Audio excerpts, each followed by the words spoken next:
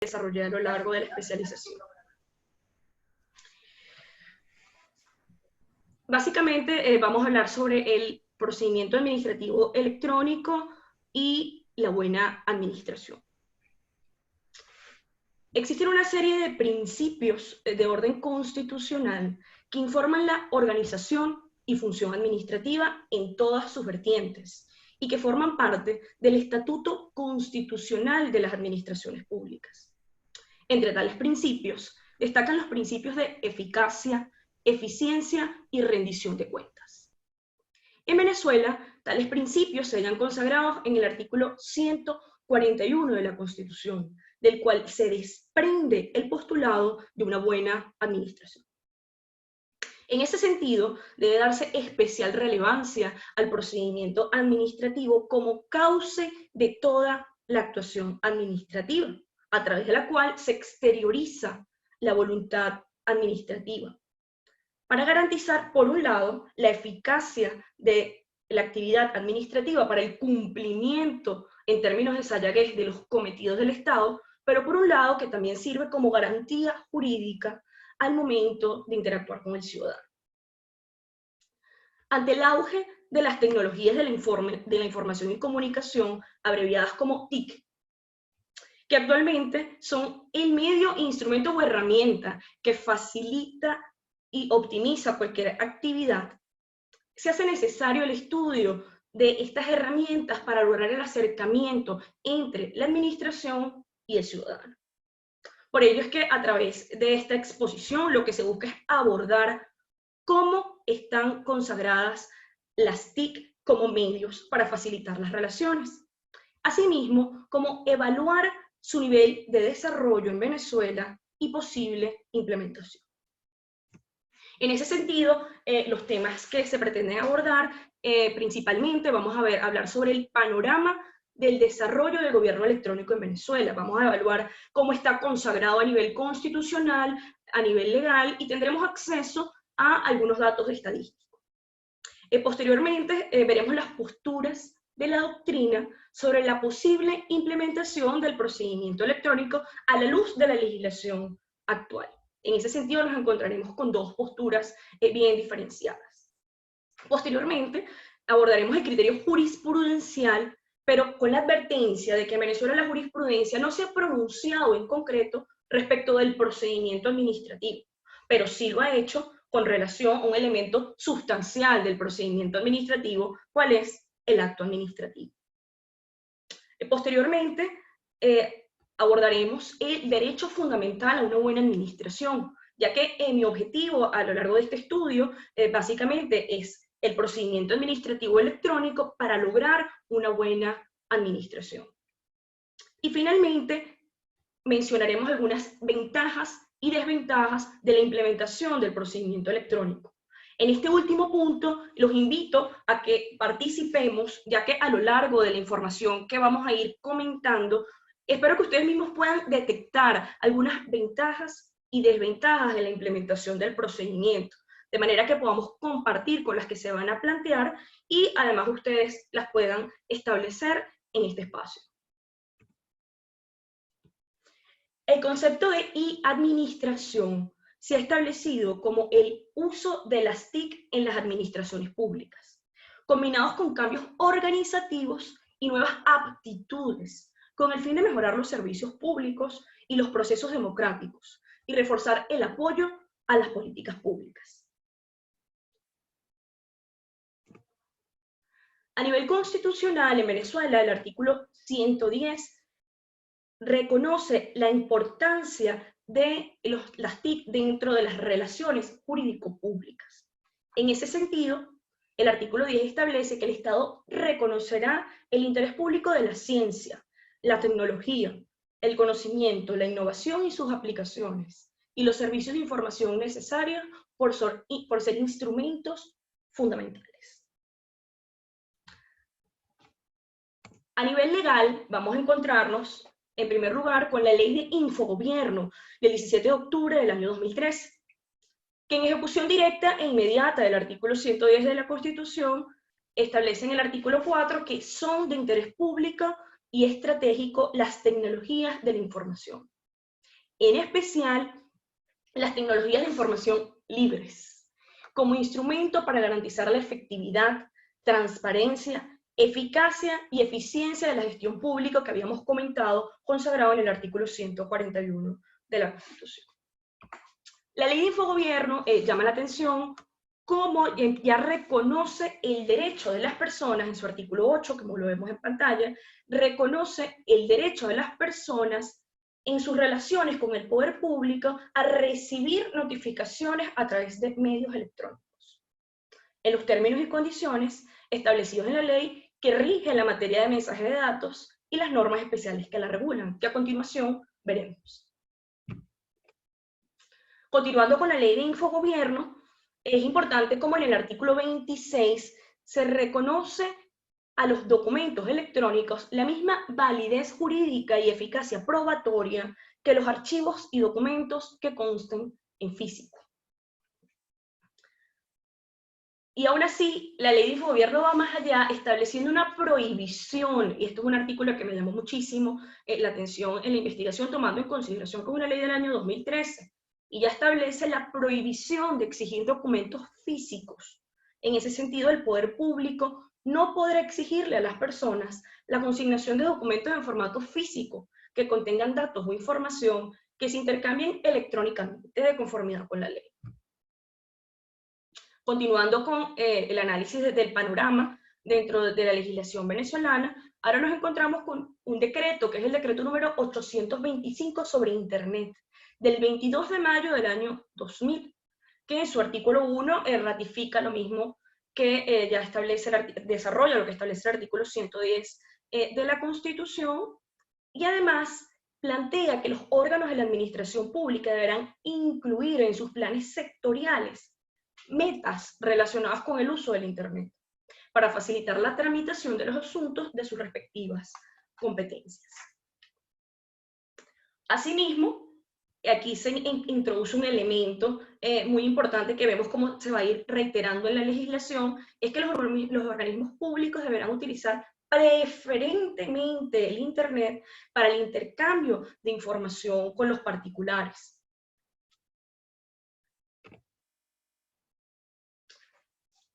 Ahora, ese mismo criterio también es reiterado en el decreto con rango, valor y fuerza de ley de mensajes de datos y firmas electrónicas del 28 de febrero de 2001, que tiene por objeto otorgar y reconocer eficacia y valor jurídico a la firma electrónica, al mensaje de datos y a toda información inteligible en formato electrónico, independientemente de su soporte material. Y es atribuible tanto a las personas jurídicas públicas como privadas. Asimismo, se regula todo lo relativo a los certificados electrónicos. En el mismo sentido de la ley de infogobierno y del decreto, a la luz de esta ley, el Estado adoptará las medidas que fueren necesarias para que los organismos públicos puedan desarrollar sus funciones utilizando los mecanismos descritos en ese decreto ley.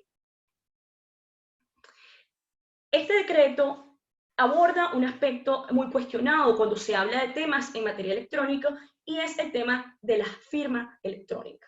En ese sentido, se dedicó en el artículo 6 a establecer que cuando para determinados actos o negocios jurídicos la ley exige el cumplimiento de solemnidades o formalidades, estas podrán realizarse utilizando para ello los mecanismos descritos en ese decreto ley.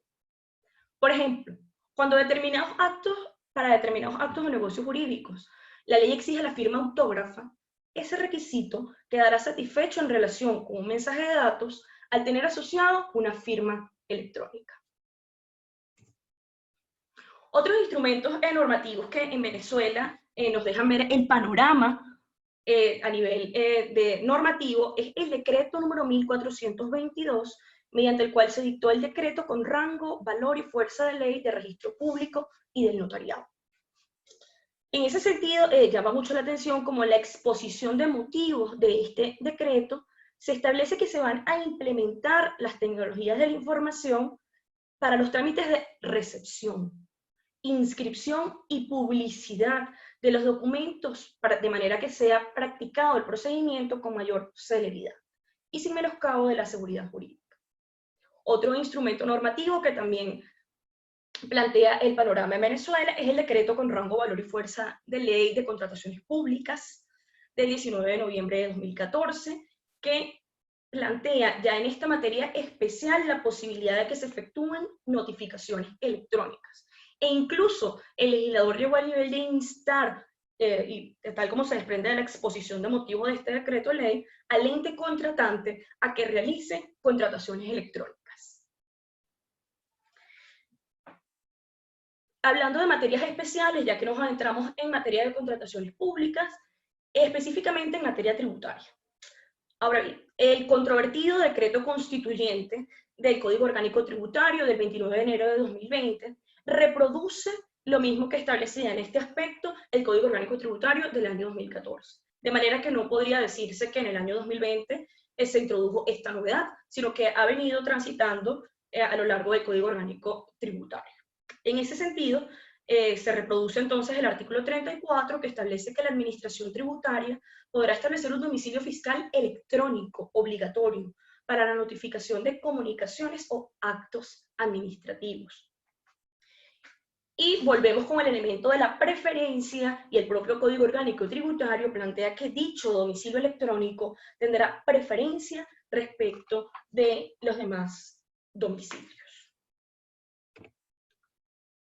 El Código Orgánico Tributario resulta ser más laxo en lo que se refiere a las potestades en materia de instrumentos electrónicos, cuando ya en el artículo 135 le atribuye la potestad a la administración tributaria de emplear medios electrónicos para el intercambio de cualquier tipo de documentos.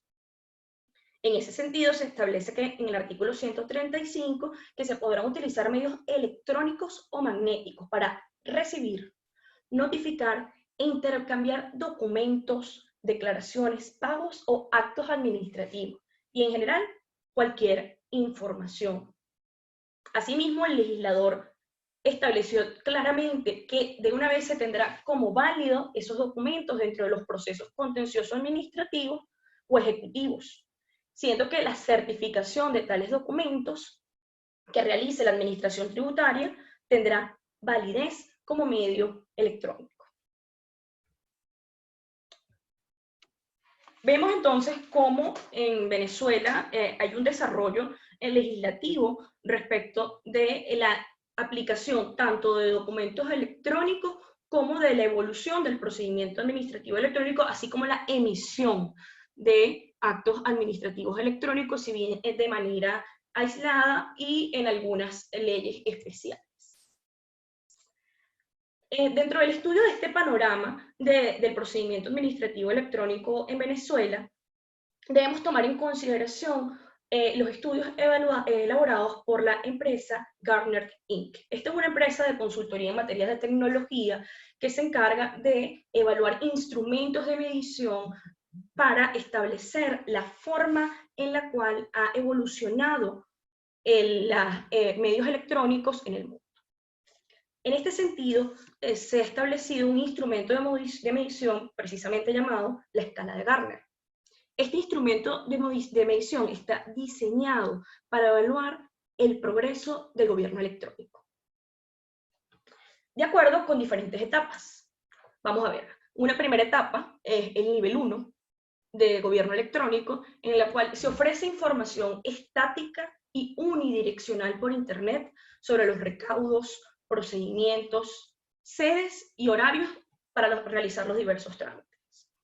Un nivel 2, a través del cual el ciudadano podrá informarse y dirigir peticiones a la administración, bien sea para acudir posteriormente a buscar respuesta o para solicitar una cita para iniciar el procedimiento en físico. Luego nos encontramos con un nivel 3, en el cual la solicitud se gestiona mediante Internet y la respuesta se verifica también en formato electrónico. Y un nivel 4, en el cual la obtención del acto administrativo que requiere la intervención de varios órganos o entes de la administración se manifiesta a través de un acto administrativo que se dio como lugar de una sola solicitud planteada por Internet. Ahora bien, conforme a la escala de Gartner, la empresa Gartner Inc. ha publicado datos con relación al gobierno electrónico en Venezuela. En ese sentido, se ha establecido que en Venezuela gran parte de los procedimientos se llevan a cabo a un nivel 1. Es decir, que inicia el procedimiento a través de una solicitud online, sin embargo, se sigue necesitando el traslado presencial de la persona al lugar. Como por ejemplo es lo que ocurre con el Instituto Venezolano de los Seguros Sociales o con el trámite del registro de información fiscal.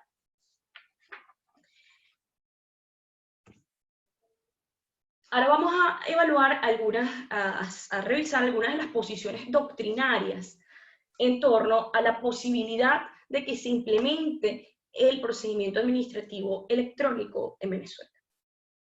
Una primera postura de la doctrina establece que, si bien con base en una interpretación extensiva de los artículos 32 y 35 de la LOPA, podría implementarse el procedimiento administrativo, en la medida de que el artículo 32 de la Ley Orgánica de Procedimientos Administrativos establece que la administración racionalizará sus sistemas y métodos de trabajo y vigilará su cumplimiento. A tales fines, adoptará las medidas y procedimientos más idóneos. Esta última frase es la que da lugar a que se pueda considerar, cuando se dice medidas y procedimientos más idóneos, que se podría considerar que constituye una vía ante la cual, ante la ausencia de una legislación, podría la administración pública incorporar los medios técnicos y electrónicos a los procedimientos administrativos. Sin embargo, pese a al reconocimiento de esta posibilidad por este sector de la doctrina, fundamentalmente Hernández Mendible y José Ignacio Hernández sostienen que estas disposiciones legales por sí solas no son suficientes para poner en marcha el procedimiento administrativo electrónico, ya que su instauración resulta más compleja, debido a que se requiere del expreso otorgamiento de validez legal a las nuevas formalidades y requisitos propios de ese tipo de procedimiento. Por lo que, conforme a este sector de la doctrina, se requerirá entonces de una norma expresa que regule la puesta en marcha del procedimiento administrativo electrónico en Venezuela, a los fines de evitar contradicciones o vacíos legales. Hay una segunda postura en la doctrina que plantea que no sería necesaria una reforma, ya que basta con las disposiciones de la Ley de Mensajes de Datos y Firmas Electrónicas, artículos que ya vimos en los artículos 1, 3 y 6, en concordancia con el artículo 32 de la ley. Esta postura se fundamenta en que la LOPA no contiene una concepción formalista de las etapas del procedimiento administrativo. Por el contrario, ella es flexible, porque no crea un procedimiento determinado en detalle, sino un conjunto de principios que sirven de marco procedimental a la actividad administrativa. Conforme a esta tendencia, no es conditio sine qua non una reforma de la LOPA, con fundamento en los artículos 1, 3 y 6 de esta ley, que reconocen la eficacia y valor jurídico de los instrumentos tecnológicos que puedan ser atribuidos a personas públicas. Dentro de esta misma postura se plantea que tales escrituras pueden ser plasmadas de forma electrónica, reconocidos como un mensaje de datos en el artículo 2 de la Ley de Mensajes de Datos y Firmas Electrónicas, siempre que sea posible su ulterior consulta, el artículo 8 del mismo decreto, y que se mantenga inalterable desde su producción. Esta postura de la doctrina, que plantea la posibilidad de implementar el procedimiento electrónico, establece que se plantea una electronificación del documento para prescindir de su impresión, y su eficacia y valor jurídico ya viene reconocido por el artículo 1 de la ley. Ahora, un aspecto muy cuestionado respecto de los documentos en formato electrónico es la firma electrónica, ya que el artículo 18.8 de la LOPA exige como un requisito esencial del acto administrativo la firma autógrafa, lo cual para este sector de la doctrina podría sustituirse a través de la firma electrónica. En definitiva, conforme a esta posición doctrinaria, es posible que el procedimiento administrativo sea realizado en formato electrónico con pleno valor jurídico. Y solo resta comenzar a aplicar ese modelo a las diversas formas de la actividad administrativa, para ir adaptándolas según las características a los fines del Estado. Vistas las posiciones doctrinarias en torno a la posibilidad de implementar el procedimiento administrativo electrónico, no podemos dejar de un lado el criterio de la sala político-administrativa, que como ya advertí al principio, no se pronunció con relación al procedimiento administrativo electrónico como tal, sino que se pronuncia es con relación a un elemento sustancial del procedimiento administrativo, cuál es el acto administrativo. En ese sentido, la Sala Político-Administrativa, en sentencia número 1011 del 8 de julio de 2009, el criterio posteriormente ratificado en sentencia número 100 de fecha 3 de febrero de 2010, estableció que no todos los mensajes de datos que envía la administración por medios electrónicos deben contener los requisitos de fondo y de forma de los actos administrativos. Veamos cómo en la jurisprudencia, en este sentido, le quita todo el valor que le venía dando la legislación a través de la ley de infogobierno, a través del decreto sobre Internet, a través de diversas leyes especiales que hemos leído, reduciendo los medios electrónicos a herramientas que sirven de apoyo para mejorar los servicios ofrecidos a los ciudadanos, y que si el interesado así lo deseara, podrá acudir ante la administración para la entrega del acto administrativo.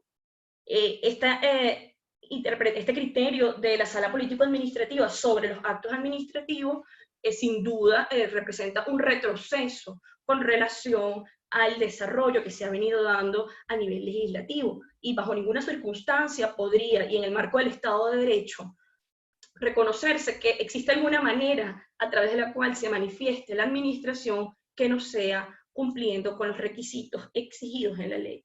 Es aquí donde la reflexión no es que con el procedimiento administrativo electrónico dejarían de existir las garantías jurídicas que implica el procedimiento administrativo, sino que se van a manifestar a través de un formato diferente. El estudio del procedimiento administrativo electrónico no tiene como objetivo, sin más, que lograr el derecho fundamental a una buena administración. El derecho fundamental a una buena administración fue reconocido por la Carta de los Derechos Fundamentales de la Unión Europea en su artículo 41. Asimismo, fue reconocido por el Centro Latinoamericano de Administración y Desarrollo el 10 de octubre de 2013, mediante la Carta Iberoamericana de los Derechos y Deberes del Ciudadano en relación con la administración pública.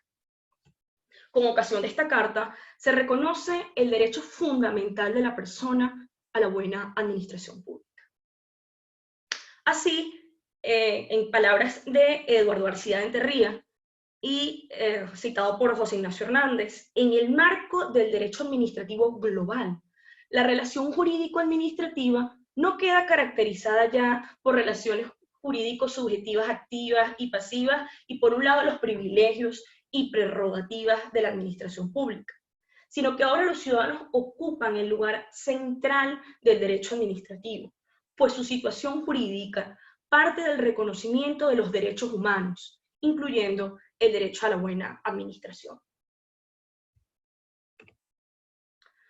Este derecho fundamental a la buena administración podría concretarse a través del procedimiento administrativo electrónico para lograr el acercamiento entre la autoridad administrativa y el ciudadano en todos los grados del procedimiento, independientemente de la forma en que inicie.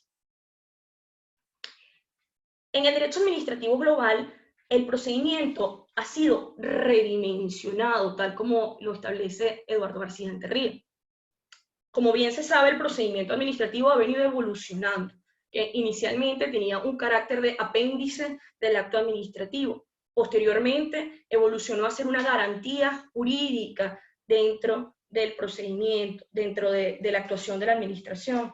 Pero dentro del derecho administrativo global ahora ha sido redimensionado. y el procedimiento es considerado como un instrumento de canalización de la participación ciudadana. Claramente, el procedimiento previo permite a la administración conciliar todos los intereses en juego, a fin de adoptar decisiones de calidad, postulado básico de la buena administración, que en Venezuela se desprende del artículo 2, que es la cláusula del Estado Social de Derecho, y el artículo 141 de la Constitución que mencionábamos al principio. Así, el ajuste del procedimiento administrativo a los avances de la tecnología, que actualmente sirven como medio para concretar relaciones jurídicas, atiende a la mejora continua de las condiciones de vida de los ciudadanos y se vincula también con el buen gobierno.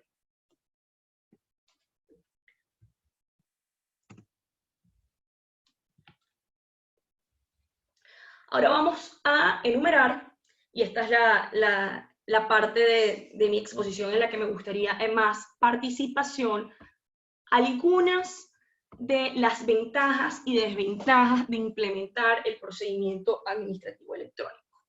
Lo voy haciendo de manera intercalada, ventajas y desventajas, y sobre este último punto es que me encantaría conversar con ustedes, a ver si a lo largo de la exposición habrán detectado por ustedes mismos algunas ventajas y desventajas. Entre las ventajas podemos encontrar principalmente una notoria reducción del tiempo y del costo, lo cual es conforme con los principios de celeridad, economía y eficiencia. Entre las desventajas, tenemos que tomar en consideración que se considera que un documento es confiable cuando la persona que lo suscribe sea efectivamente la persona que lo elabora y transmite. Entre las ventajas, podemos encontrar que el procedimiento administrativo electrónico en poco altera el fondo del acto administrativo y los elementos de fondo del acto administrativo, que son tan importantes, tales como la competencia del sujeto que emite el acto, el objeto y el contenido del acto, así como la causa, motivo y la finalidad. Entre las desventajas, y una de las desventajas de las que estamos conscientes al momento de realizar esta investigación, es las poblaciones en donde aún no haya llegado la tecnología, o que su nivel educativo les impida el acceso, lo que se denomina la brecha tecnológica.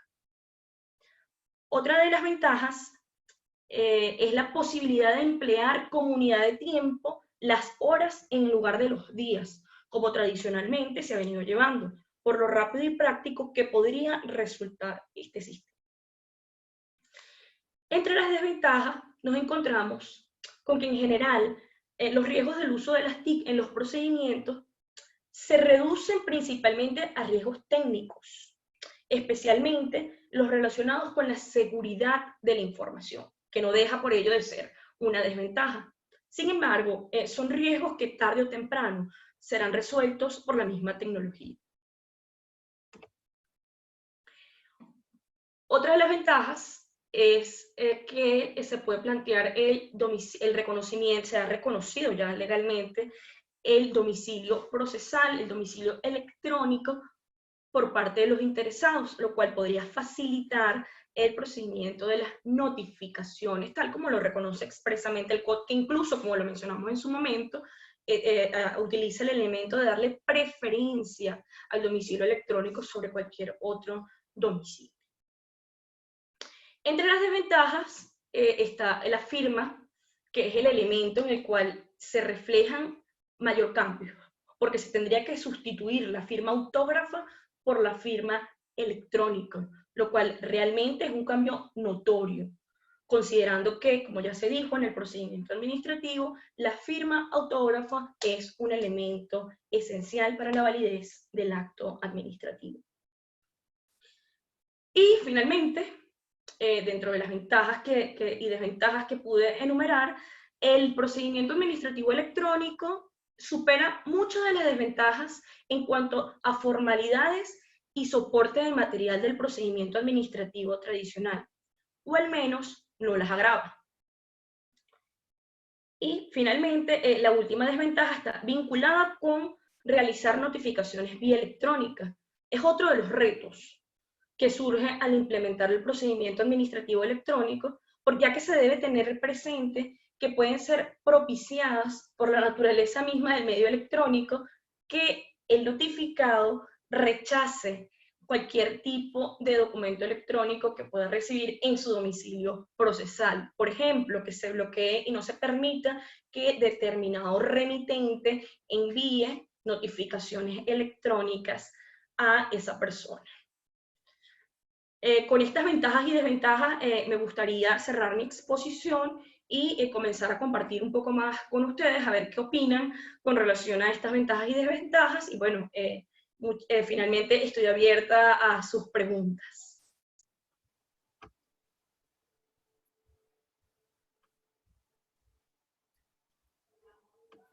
Sí, muchas gracias, profesora Trocel. Tenemos ya algunas preguntas registradas. Le recuerdo a los participantes que pueden formular sus preguntas a través de la sección Preguntas y Respuestas de la aplicación, que es un botón que está en la parte inferior de su pantalla si están conectados en una computadora personal. La primera pregunta la formula el abogado Mario D'Andrea.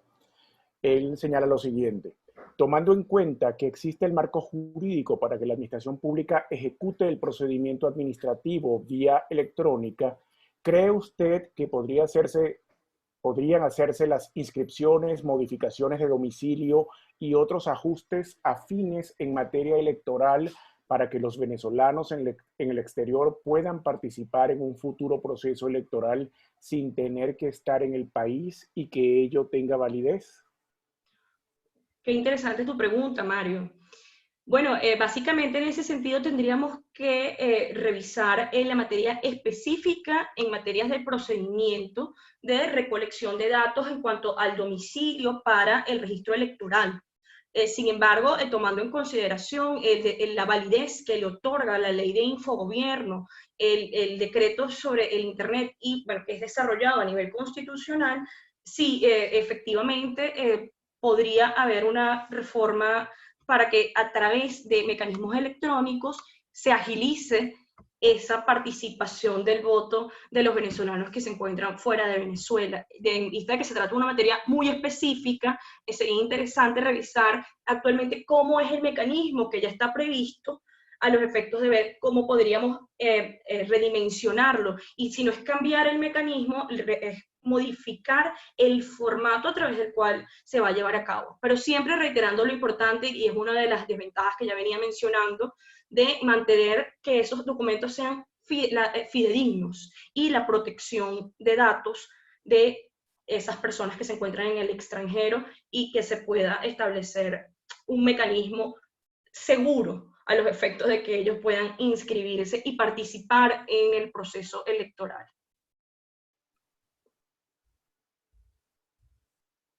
Sí, hay un participante formula la siguiente pregunta: ¿cuál es su postura personal en relación a que si existe la necesidad de una reforma legislativa para que pueda ser viable jurídicamente el acto y el procedimiento administrativo electrónico, o si basta la normativa vigente? Ajá, esta pregunta, mi postura personal, bueno, básicamente siempre desde el ámbito académico uno lo que busca es contrastar, y por eso lo que traje a mi exposición es contrastar para que vean qué dice la legislación, qué ha dicho la jurisprudencia y qué posturas se ha planteado la doctrina. Sin embargo, bueno, ya que me preguntan mi criterio, es que creo que la modificación de la Ley Orgánica de Procedimientos Administrativos no es necesaria para que puedan aplicarse procedimientos administrativos electrónicos. ¿Por qué? Porque sí soy proclive a la postura de que la LOPA plantea la posibilidad de que se ajusten el procedimiento para lograr los cometidos del Estado. En este sentido, es muy importante diferenciar, porque el argumento en contra es el principio de legalidad en materia de procedimientos. Sin embargo, en la digitalización de determinados actos administrativos de todas las fases del procedimiento, de notificación, de escrito de descargos, independientemente del procedimiento, no implica una modificación del procedimiento. lo que implica es una modificación del formato a través del cual se van a expresar esos documentos, pero no implica de ninguna manera una reforma de la LOPA. De hecho, cuando revisamos la Ley Orgánica de Procedimientos Administrativos, que establece estos principios que van a regir al procedimiento administrativo y es mucho más flexible, por contraposición al proceso judicial, vemos que la LOPA no dice que el acto administrativo tiene que estar plasmado en una hoja de papel bond. Es en definitiva la diferencia que se tiene que tomar en consideración, que sería el mismo procedimiento, no hay ninguna reforma, pero en virtud del artículo 110 de la Constitución, en concordancia con la ley de infogobierno y el reconocimiento dependiendo de la materia específica de la que se trate, que sí podrá plasmarse entonces en un documento con formato electrónico, siempre que se cumpla con las formalidades que exige la ley de mensajes de datos y firmas electrónicas para darle validez jurídica y eficacia a ese documento. Gracias por su pregunta. Sí, tenemos una pregunta que formula el abogado Ricardo Araujo. Él le saluda, agradece su ponencia. Hola y pregunta Ricardo, lo ¿cómo siguiente. estás? Querido compañero de posgrado. Sí, él plantea la siguiente pregunta. ¿Cree usted que los municipios, vista su autonomía normativa y el carácter supletorio de la Ley Orgánica de Procedimientos Administrativos, cuando existen ordenanzas de procedimientos administrativos, deben reformar estas ordenanzas, incluyendo el procedimiento electrónico? Con ello, en su opinión, los municipios, siendo la administración más cercana al ciudadano, garantizarían la aplicación de la tecnología a los procedimientos. Me parece una maravillosa idea, Ricardo, porque básicamente es muy acertado lo que dices, que el carácter que tiene la ley es un carácter supletorio. Y en materia municipal, a través de alguna ordenanza, podría regularse dependiendo de muchísimos procedimientos que se llevan a cabo en materia de las alcaldías. Podría estructurarse quizás, en virtud de que hay muchos procedimientos que se llevan a cabo en las alcaldías, podría estructurarse a nivel de una ordenanza municipal algún procedimiento que, con fundamento en el artículo 110 de la Constitución, en la ley de infogobierno y en el decreto sobre el Internet, siempre que se respeten esos principios y en ejecución de estas normas, creo que sí sería una muy buena propuesta a nivel municipal para agilizar. Al final el objetivo de todo esto, porque lo único objetivo de la investigación y de estudiar es para servir, y el objetivo de tratar de darle forma a este procedimiento administrativo electrónico es lograr una buena administración, y de esa manera considero, Ricardo, que sí podría darse el acercamiento de la administración municipal al ciudadano. Muchísimas gracias por tu pregunta y un fuerte abrazo, Ricardo. Otro espectador plantea lo siguiente. Teniendo como premisa la jurisprudencia emanada del Tribunal Supremo de Justicia, ¿considera usted prudente utilizar el formato electrónico para los actos administrativos en la administración pública que no comparte la tendencia política del gobierno? A ver, independientemente de la tendencia política o no política de la autoridad de la que emane el acto administrativo, creo que existen suficientes fundamentos constitucionales y legales para emitir un acto administrativo electrónico. Por cuestiones de tiempo, me limité a citar esa parte de la jurisprudencia, que es la que realmente de la que se desprende el valor que le da la sala a los actos administrativos. Sin embargo, vamos a ponerlos en contexto. La jurisprudencia de la Sala Político-Administrativa, que dejó ese criterio muy lamentable, es producto de los recursos que las personas estaban intentando contra las respuestas que daba el gobierno en su momento cuando existía el sistema de administración de divisas de CADIVI. Ahora, ¿qué buscaba hacer la administración en este sentido?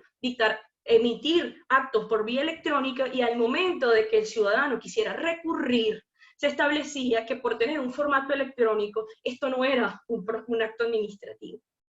¿Qué es lo que podemos rescatar de acá? Que realmente lo que debe ocurrir es que toda actuación de la administración pública debe venir investida de las formalidades que exige la LOPA.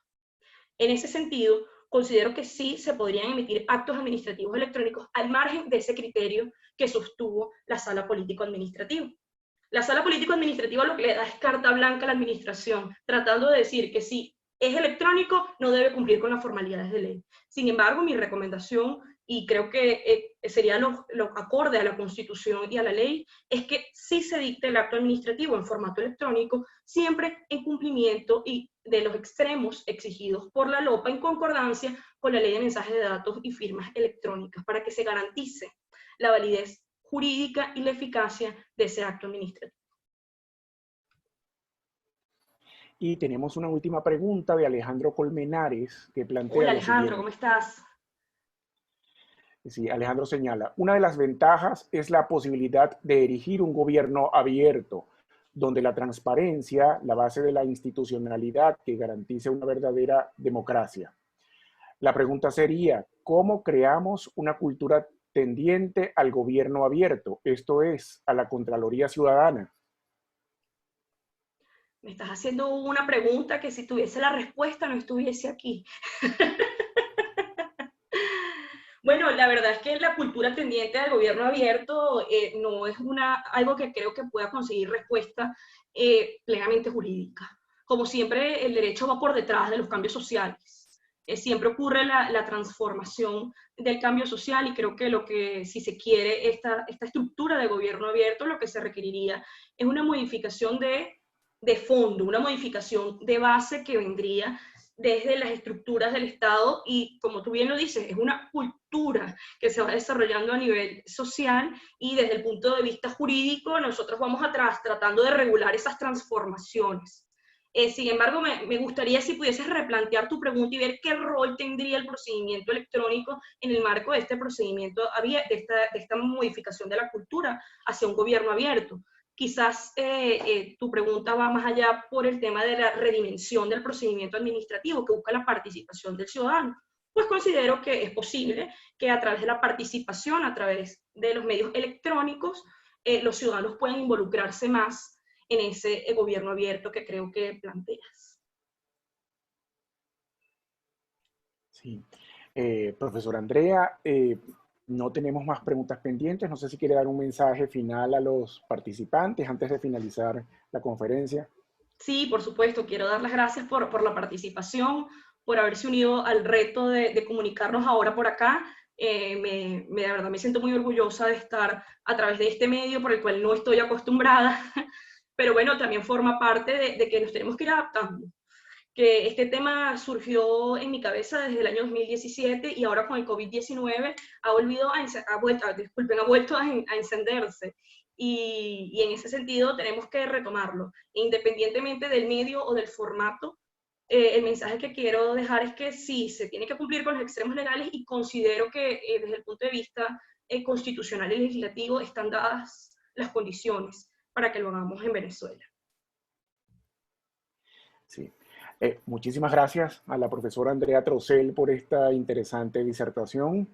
Gracias a ustedes por su asistencia y los invitamos nuevamente a visitar nuestra página web www.ucap.edu.be, donde podrán conocer nuestra oferta en estudios de cuarto nivel. La Facultad de Derecho de la Universidad Católica Andrés Bello cuenta con programas de ampliación, programas de estudios avanzados y especializaciones en diversas áreas del saber jurídico, así como con un doctorado en Derecho. Las prescripciones para nuestros programas, tanto trimestrales como semestrales, estarán abiertas hasta el 31 de julio de este año.